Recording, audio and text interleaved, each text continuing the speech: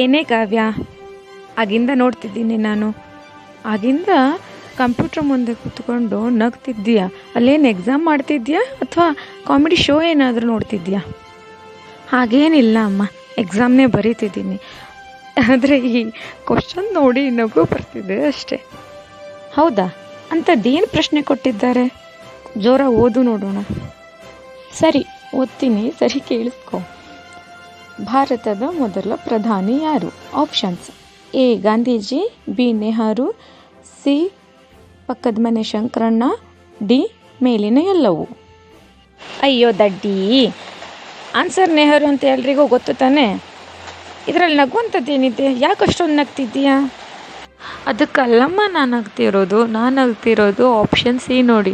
ಪಕ್ಕದ ಮನೆ ಶಂಕರಣ್ಣಂಗೆ ಮೊನ್ನೆ ಪಂಚಾಯತ್ ಇಲೆಕ್ಷನ್ನಲ್ಲೇ ಓಟು ಬಿದ್ದಿಲ್ಲ, ಅವನನ್ನು ಕರ್ಕೊಂಡು ಹೋಗಿ ಭಾರತದ ಮೊದಲ ಪ್ರಧಾನಿ ಮಾಡೋಕ್ಕೆ ಹೊರಟವ್ರೆ ಈ ಆ್ಯಪ್ನವರು. ಅದಕ್ಕೆ ನಗು ಬಂತಷ್ಟೆ.